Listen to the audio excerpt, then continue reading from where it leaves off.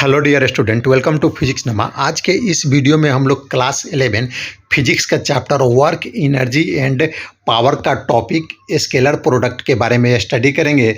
तो हम इस टॉपिक को देखने के बाद समझ जाएंगे कि स्केलर प्रोडक्ट क्या होता है और किसी दो यूनिट वेक्टर का स्केलर प्रोडक्ट भी निकालना हम सीखेंगे। तो जैसा हम जानते हैं कि कुछ फिजिकल क्वांटिटी स्केलर होता है और कुछ फिजिकल क्वांटिटी वेक्टर होता है। तो जो कुछ फिजिकल क्वांटिटी वेक्टर होता है जैसे डिस्प्लेसमेंट, वेलोसिटी, एक्सेलरेशन, फोर्स, ये सब वेक्टर होता है। और कुछ फिजिकल क्वांटिटी स्केलर होता है जैसे मास और वर्क। तो जिस क्वांटिटी में डायरेक्शन और मैग्नीट्यूड दोनों होता है उसको हम लोग वेक्टर क्वांटिटी बोलते हैं, और जिस फिजिकल क्वांटिटी में सिर्फ मैग्नीट्यूड होता है उसको हम लोग स्केलर प्रोडक्ट बोलते हैं, स्केलर बोलते हैं। तो यहाँ पर हमें जैसे वर्क है, वर्क डन एक स्केलर क्वांटिटी होता है, लेकिन इसको कैसे निकाला जाता है?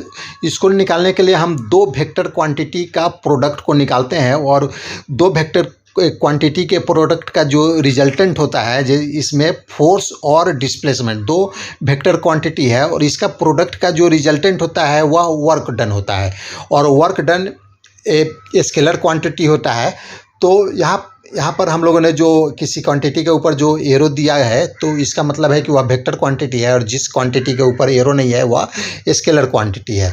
तो यहाँ पर हम देख रहे हैं कि वर्क डन स्केलर क्वांटिटी है, लेकिन इसको निकालने के लिए दो वेक्टर क्वांटिटी के प्रोडक्ट का रिजल्टेंट हम निकालते हैं तो वर्क डन हमें मालूम चलता है। तो इसको एफ और डी के बीच में डॉट लगा हुआ है, इसको हम लोग पढ़ते हैं एफ डॉट डी, तो इसको हम लोग डॉट प्रोडक्ट भी बोलते हैं। अब हम एक दूसरा एग्जांपल लेते हैं, टॉर्क। टॉर्क इक्वल होता है आर और एफ के प्रोडक्ट के इक्वल होता है। तो यहाँ पर टी टॉ है जो टॉर्क है, और आर है पोजीशन वेक्टर, और एफ है फोर्स। तो यहाँ पर देख रहे हैं कि तीनों वेक्टर क्वांटिटी है, यानी दो वेक्टर क्वांटिटी के प्रोडक्ट का जो रिजल्टेंट आ रहा है वह वेक्टर क्वांटिटी आ रहा है। तो यहाँ पर हम जो प्रोडक्ट निकालेंगे उसको हम क्रॉस प्रोडक्ट बोलेंगे, यानी टॉर्क को निकालने के लिए आर क्रॉस एफ हम निकालेंगे। तो इसको दोनों को निकालने का अलग अलग तरीका है, दोनों को अलग अलग हम तरीके से निकालेंगे। जैसे डॉट प्रोडक्ट निकालना है तो उसको निकालने के लिए अलग फार्मूला होता है, और क्रॉस प्रोडक्ट को अलग हम तरीके से निकालेंगे। तो हम इस चैप्टर में सिर्फ डॉट प्रोडक्ट के बारे में स्टडी करेंगे, क्रॉस प्रोडक्ट अगले चैप्टर में हम लोग निकालना सीखेंगे। तो आइए हम लोग देखते हैं कि स्केलर प्रोडक्ट को कैसे निकालते हैं। द स्केलर प्रोडक्ट और dot product of any two vector A and B, यहाँ पर ए और बी बोल्ड में लिखा हुआ है, यानी यह वेक्टर है। तो जहाँ बुक में या इस वीडियो में जो भी बोल्ड में क्वांटिटी लिखा रहेगा वह वेक्टर रहेगा। तो द स्केलर प्रोडक्ट ऑफ और dot product of any two vector A and B denoted as A dot B is defined as a dot b, यानी vector a dot vector b equal to A B cos theta. यानी दो vector a और b का हमें dot product निकालना है तो वह इक्वल होगा दोनों के मैग्नीट्यूड और उन दोनों के बीच का जो एंगल है उसका कोसाइन के प्रोडक्ट के इक्वल होगा। जैसा हम देखते हैं कि इसमें दो वेक्टर है, एक येलो कलर से दिखाया गया है और एक ब्लू कलर से दिखाया गया है। तो इन दोनों के बीच का एंगल थीटा है, तो जो ए डॉट बी होगा यह ए बी कॉस थीटा के इक्वल होगा। ए और बी दोनों वेक्टर का मैग्नीट्यूड है। Since A B and cos theta are scalar, इसमें जो तीनों है, ए भी मैग्नीट्यूड है, बी भी मैग्नीट्यूड है, और कॉस थीटा भी नंबर होता है। तो इन तीनों का जो प्रोडक्ट है वह तीनों स्केलर है। The dot product of vector A and vector B is a scalar quantity. इसलिए जो डॉट प्रोडक्ट होता है वह स्केलर क्वांटिटी होता है।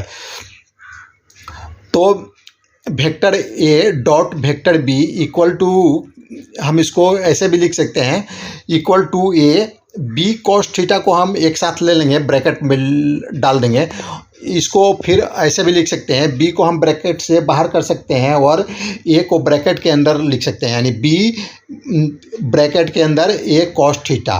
तो यह इक्वल हो जाएगा vector B dot vector a, यानी वेक्टर ए डॉट बी इक्वल हो जाएगा vector B dot vector a. तो इसमें देख रहे हैं हमें क्या मालूम चल रहा है कि scalar product flows the commutative law. तो जो स्केलर प्रोडक्ट है वह कम्यूटेटिव लॉ को फ्लो करता है, यानी वेक्टर ए डॉट वेक्टर बी इक्वल हो जाएगा vector B dot vector A. अब हम इसको जियोमेट्रिकली कैसे हम समझेंगे वेक्टर स्केलर प्रोडक्ट को, आइए इसको हम लोग समझते हैं। तो यह जो येलो कलर का है वेक्टर ए है और ब्लू कलर में जो एरो है वह वेक्टर बी है। तो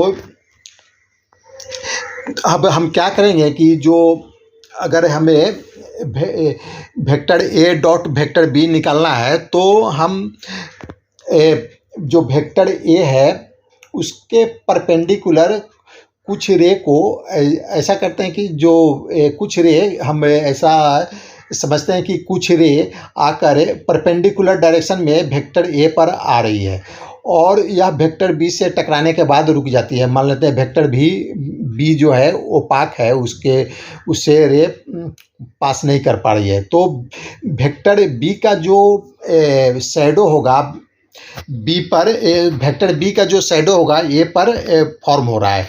तो जो इसका शैडो कहाँ तक फॉर्म होगा, तो हम वेक्टर बी के लास्ट पॉइंट से एक परपेंडिकुलर लाइन को ड्रॉ करेंगे वेक्टर ए पर। तो यह जहाँ पर आकर मिल रही है, देखिए यहाँ पर मिल रही है, और तो यहाँ से जो डिस्टेंस है जो जहाँ से वेक्टर ओरिजिन हुआ है और जहाँ से यह परपेंडिकुलर लाइन बी से परपेंडिकुलर लाइन आकर वेक्टर ए पर मिल रही है, तो ये हो जाएगा बी कॉस थीटा। तो b cos theta is the projection of b on to a. तो बी कॉस थीटा क्या हो गया, यह बी का प्रोजेक्शन है ए पर, यानी बी का जो शैडो जितना दूर ए पर बन रहा है वह बी कॉस थीटा के इक्वल होगा। So a dot b vector A dot vector b is the product of the magnitude of A and the component of B along A। तो हम ऐसा भी बोल सकते हैं vector A dot vector B product किसका होता है, वेक्टर A का और वेक्टर A के एलोंग जो B का कंपोनेंट है। B का कंपोनेंट हम लोग कंपोनेंट निकालने के लिए हम लोगों ने वेक्टर के एडिशन में स्टडी किया था। तो B का कंपोनेंट एलोंग A के क्या होगा, B cos थीटा होता है। तो यहाँ पर हम लोगों ने क्या किया है, A multiply B cos theta किया है। तो ए तो वेक्टर ए का मैग्नीट्यूड हो गया और बी कॉस थीटा हो गया वेक्टर बी का कंपोनेंट ए के डायरेक्शन में। तो बी कॉस थीटा हो गया जो बी का कंपोनेंट है ए के डायरेक्शन में, वह बी कॉस थीटा हो गया। तो इसे हम लोग यह भी निष्कर्ष निकाल सकते हैं कि ए और बी का, वेक्टर ए और बी का जो प्रोडक्ट है वह ए के मैग्नीट्यूड और component of B along A के मैग्नीट्यूड के प्रोडक्ट के इक्वल होता है। तो अब आइए हम लोग इसको एक के, अभी हम लोगों ने ए पर प्रोजेक्शन, बी का प्रोजेक्शन ए पर निकाला था, तो उसको हम लोग ए का प्रोजेक्शन बी पर निकालेंगे। तो इसको देखते हैं, तो ये उसी तरह हम लोग निकालते हैं।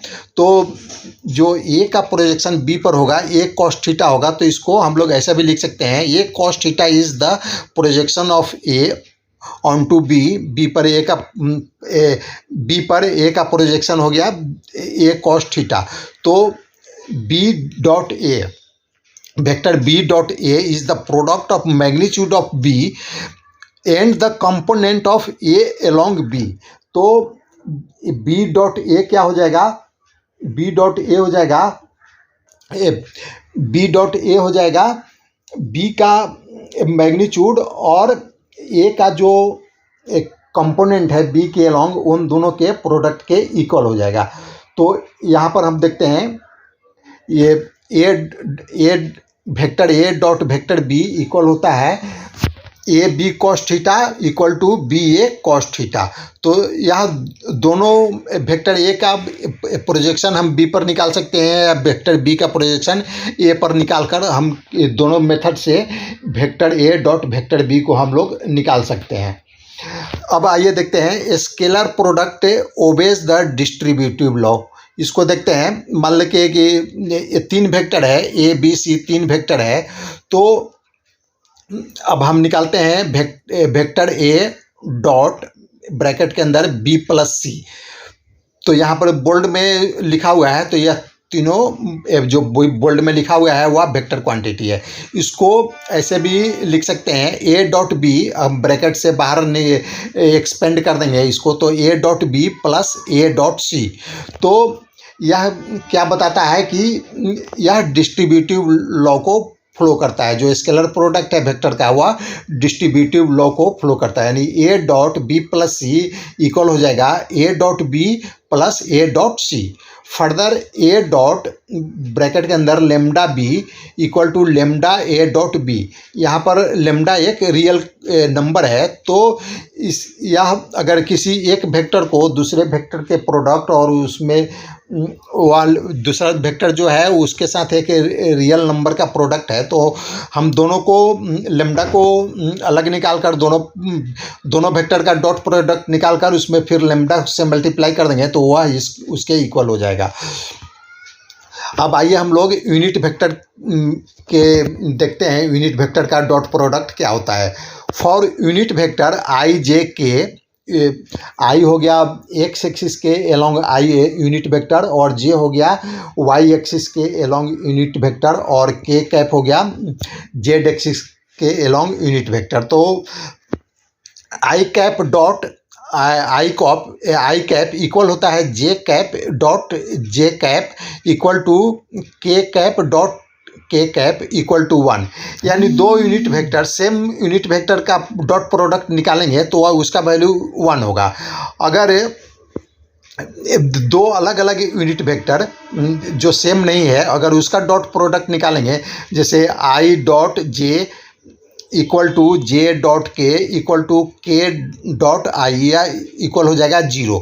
तो इसको हम लोग समझते हैं कि जो सेम वेक्टर है उसका सेम यूनिट वेक्टर है उसका जो प्रोडक्ट है वह 1 कैसे आ रहा है, और दो अलग अलग यूनिट वेक्टर है उसका जो डॉट प्रोडक्ट है उसका वैल्यू 0 कैसे आ रहा है, इसको हम लोग देखते हैं। तो यह हमारा कार्टेशियन सिस्टम है और इसमें 3 एक्सिस है एक्स वाई जेड, और तीनों के अलॉन्ग यूनिट वेक्टर है आई जे के। तो इसमें हम लोग देखते हैं कि आई कैप डॉट आई कैप निकालेंगे तो यह क्या हो जाएगा, आई जैसा हम लोगों ने आई दोनों आई यूनिट वेक्टर का मैग्नीट्यूड यहाँ लेंगे और कॉस थीटा लेंगे, तो यहाँ पर आई और कॉस थीटा यहाँ पर 0 होगा क्योंकि आई और आई के बीच का एंगल 0 है। दोनों सेम वेक्टर है तो उन दोनों के बीच का जो एंगल होगा वह 0 होगा, तो कॉस 0 डिग्री 1 होता है, तो और यूनिट वेक्टर का मैग्नीट्यूड 1 होता है, तो इसको हम लोग तीनों को मल्टीप्लाई करेंगे तो यह इक्वल टू 1 होगा। यानी सेम यूनिट वेक्टर का डॉट प्रोडक्ट इक्वल टू 1 होगा। उसी तरह हम जे के साथ भी लेंगे तो वह भी 1 होगा, और के साथ भी लेंगे तो वह भी 1 होगा। अब हम दो अलग यूनिट वेक्टर लिखते हैं। यहाँ पर जैसे आई डॉट जे हम लोगों ने लिया तो यहाँ पर आई का मैग्नीट्यूड और जे का मैग्नीट्यूड और कॉस थीटा, और यहाँ पर दो जो आई और जे दो यूनिट वेक्टर है उसके बीच का एंगल कितना है, 90 डिग्री है। तो हम लोग जानते हैं कि कॉस 90 डिग्री 0 होता है, तो यहाँ पर आई और जे का मैग्नीट्यूड 1 हो गया और कॉस 90 डिग्री 0 हो गया, तो इन सभी को मल्टीप्लाई करेंगे तो इसका वैल्यू 0 हो जाएगा। तो इससे यह प्रूफ होता है कि दो unit vector same unit vector का डॉट प्रोडक्ट 1 होता है और दो अलग अलग यूनिट वेक्टर का डॉट प्रोडक्ट का वैल्यू 0 होता है। अब मान लेते हैं कि एक वेक्टर ए है, उसका वैल्यू है ए x I cap plus A Y J cap plus A Z के कैप, और दूसरा वेक्टर है बी, इसका यह इक्वल है बी एक्स आई कैप प्लस बी वाई जे कैप प्लस बी जेड के कैप। तो इसका हम अगर प्रोडक्ट निकालेंगे, ए और बी का डॉट प्रोडक्ट निकालेंगे, यानी स्केलर प्रोडक्ट निकालेंगे, तो यह हो जाएगा, दोनों को हम डॉट प्रोडक्ट निकालते हैं तो ये हम लोगों ने दोनों का वैल्यू यहाँ पर लिख दिया और इसका हम प्रोडक्ट निकालेंगे। तो यह क्या हो जाएगा, अब इसको हम एक्सपेंड करेंगे तो क्या होगा, ए एक्स आई बी एक्स आई प्लस ए एक्स आई बी वाई जे प्लस ए एक्स आई बी जेड के plus A Y J B x I plus A Y J B Y J plus A Y J B Z के plus A Z के B x I plus A Z के B Y J plus A Z के B Z के। तो यहाँ पर जो blue में है, यहाँ जो ब्लू में जो फिगर दिख रहा है वह देखिए, उसका जो यूनिट वेक्टर है सेम है। फर्स्ट वाले आई आई है, फिर जे जे है, फिर के है। तो हम लोगों ने अभी देखा था कि अगर दो यूनिट वेक्टर सेम है तो उसका जो प्रोडक्ट होगा वह 1 होगा, और अगर दूसरा दोनों ये दोनों यूनिट वेक्टर अलग अलग है तो उसका प्रोडक्ट 0 होगा। तो यहाँ जो येलो में है उसमें यूनिट वेक्टर अलग अलग है, जैसे फर्स्ट वाले में आई और जे है, उसके बाद आई और के है। तो इन येलो वाले जो क्वांटिटी दिख रहा है उसका जो वैल्यू हो जाएगा 0 हो जाएगा। तो यह इक्वल हो जाएगा A x I B x I plus A Y J plus B Y J plus A Z के बी जेड के। और इसको हम लोग लिख सकते हैं, दो यूनिट वेक्टर का जो डॉट प्रोडक्ट है 1 होता है, तो इसको हम लोग लिख सकते हैं ए x B x plus A Y B Y plus A Z B Z. तो ये हम लोगों ने अभी देखा, और साथ में मान लीजिए दो जो वेक्टर है उसका वैल्यू सेम है। जैसे हमें अब ए डॉट ए को निकालना है, तो ए डॉट ए को निकालेंगे तो अभी हम लोग ने जैसा देखा इसके अनुसार क्या हो जाएगा, ए डॉट ए का वैल्यू हो जाएगा A x plus A Y plus A Z. तो और जो दो यूनिट वेक्टर है, जो दो वेक्टर है उसका बीच का जो सेम वेक्टर है उसके बीच का एंगल 0 डिग्री होता है। तो यहाँ पर उन दोनों के बीच का एंगल 0 डिग्री होता है, तो cos 0 1 हो जाएगा। तो ए डॉट ए हो जाएगा ए स्क्वायर हो जाएगा। उसी तरह ए स्क्वायर हो गया, और ए एक्स को मल्टीप्लाई करेंगे तो ए स्क्वायर हो जाएगा, प्लस ए वाई को मल्टीप्लाई करेंगे तो ए वाई स्क्वायर हो जाएगा, और ए जेड को मल्टीप्लाई करेंगे तो ए जेड स्क्वायर हो जाएगा। यानी ए स्क्वायर हो जाएगा equal to A X square plus A Y square plus A Z square. यानी दो सेम वेक्टर का डॉट प्रोडक्ट इक्वल होगा, ए स्क्वायर इक्वल हो जाएगा A X square plus A Y square plus A Z square. और हम इसको ऐसे भी लिख सकते हैं, A dot equal to A dot, यहाँ पर जो हम लोगों ने ए डॉट और ए डॉट ए को ए स्क्वायर कैसे है, इसको हम क्योंकि इन दोनों के बीच का एंगल 0 है तो इन दोनों को मल्टीप्लाई करेंगे तो ए का मैग्नीट्यूड मल्टीप्लाई ए का मैग्नीट्यूड cos 0 डिग्री, तो ये हो जाएगा ए स्क्वायर। और ए डॉट बी, अगर दो वेक्टर का डॉट प्रोडक्ट 0 होता है, 0 अगर आ रहा है तो इसका मतलब क्या है, A and B are perpendicular, क्योंकि उनके बीच का जो एंगल होगा 90 डिग्री होगा और cos 90 डिग्री 0 होता है। तो यानी दो वेक्टर का डॉट प्रोडक्ट अगर 0 है तो उनके बीच का जो एंगल होगा वह 90 डिग्री होगा। तो आज का यह वीडियो समाप्त हुआ। अगर आपको पसंद है तो इसे लाइक करें, शेयर करें। Thanks for watching.